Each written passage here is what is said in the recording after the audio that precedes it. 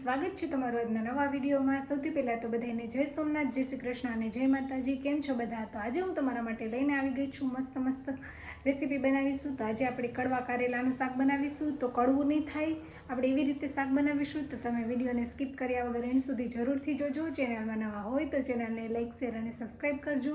બાજુમાં રહેલા બેલ આઇકોનને જરૂરથી ઓન કરજો, જેથી વિડીયોની નવી નોટિફિકેશન તમારા સુધી જલ્દીથી પહોંચતી રહે। તો ચાલો આપણે કડવા કારેલાનું શાક બનાવવાની શરૂઆત કરીએ। તો આપણે વાડીએથી તાજા કારેલા લઈ આવ્યા છે મસ્ત મજાના। તો ચાલો આપણે સૌપ્રથમ કારેલાને સારી રીતે ધોઈ લઈએ। તો આપણે સરસ મજાના કારેલાને સારી રીતે ધોઈ લીધા છે। ચાલો આપણે તેની છાલ ઉતારી લઈએ। તો સૌથી પહેલાં આપણે કારેલાની છાલ કાઢી નાખશું। આજે આપણે કારેલાનું ભરેલું શાક નથી બનાવતા, આજે આપણે બનાવીએ છીએ કારેલાનું ડુંગળીવાળું કટકીનું શાક।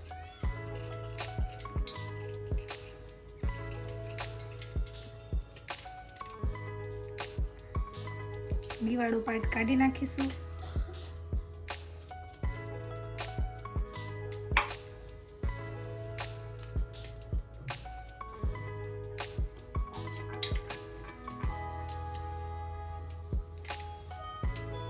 આપણે આવી રીતે કારેલાની બધી છાલ કાઢી નાખીએ। તો આપણે બધા જ કારેલામાંથી બિયા કાઢી નાખ્યા છે। હવે તેને આપણે ઝીણું ઝીણું સુધારી લઈશું।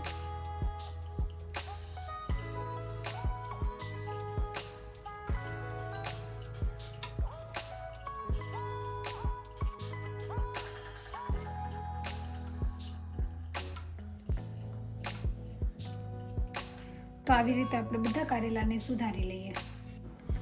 તો ફાઇનલી આપણે બધા કારેલા સુધારી લીધા છે। હવે તેમાં આપણે નમક ઉમેરી અને 4 થી 5 મિનિટ માટે નમકવાળા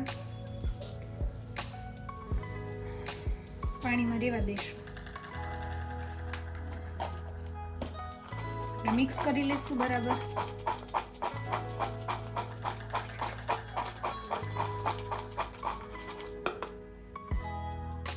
હવે આપણે ઢાંકણ ઢાંકી અને 5 મિનિટ સુધી કારેલાને રહેવા દઈશું।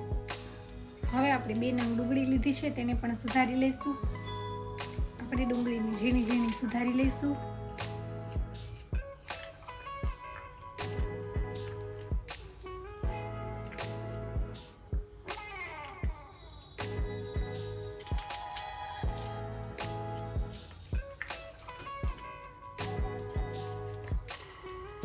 તો આવી રીતે આપણે બંને ડુંગળીને સુધારી લઈએ। તો આપણે ડુંગળી પણ સુધારી લી છે અને આપણે કારેલાને પણ ચેક કરી લઈએ। કારેલામાં પણ મીઠાનું પાણી થઈ ગયું છે। તો આપણે બધા કારેલાને આવી રીતે દબાવી અને બધું પાણી કાઢી નાખશું, જેથી કડવાશ ઓછી થઈ જાય।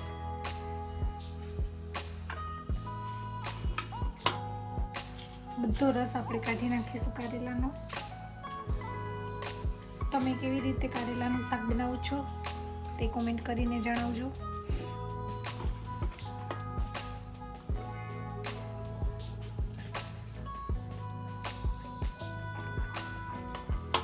તો તમે જોઈ શકો છો આપણે બધા કારેલાનો રસ કાઢી નાખ્યો છે।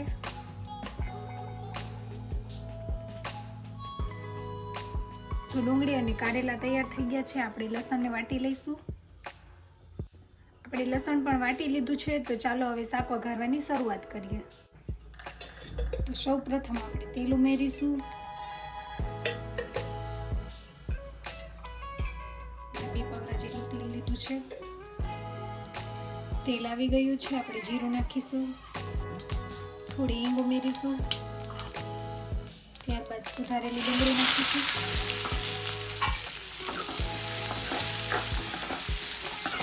મિક્સ કરી લઈશું તેલમાં। વાટેલું લસણ નાખીશું, બધું મિક્સ કરી લઈશું।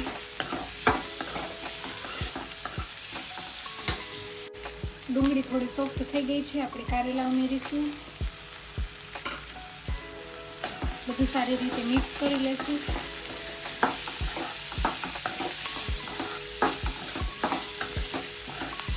તેલમાં ચડવા દઈશું। આપણે ડુંગળીના ભાગનો નમક ઉમેરીશું, કારણ કે આપણે કારેલામાં નાખેલું જ છે। હળદર નાખીશું, હલાવી લઈશું।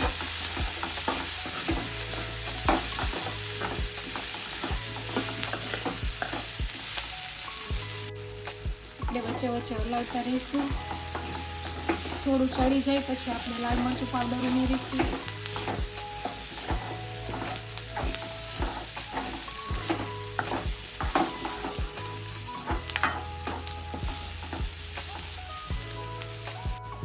તો ફાઇનલી શાક થોડું સોફ્ટ થઈ ગયું છે. આપણે લાલ મરચું પાવડર એડ કરી દઈશું.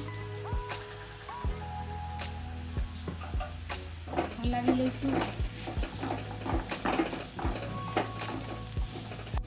હવે આપણે શાકને થોડી વાર માટે સાંતળવા દઈશું, જેથી લાલ મરચું બરાબર ભળી જાય.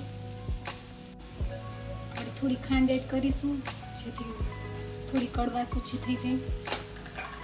બરાબર મિક્સ કરી લઈશું.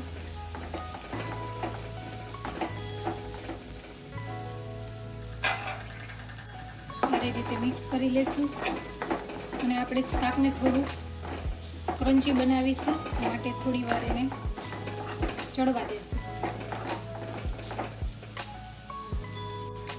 તો એકદમ સરસ મજાનું આપણું કારેલાનું શાક તૈયાર છે. કોથમીર નાખી દઈશું. તો મસ્ત મજાનું કારેલાનું શાક તૈયાર છે. ચાલો આપણે તેને સર્વ કરીએ.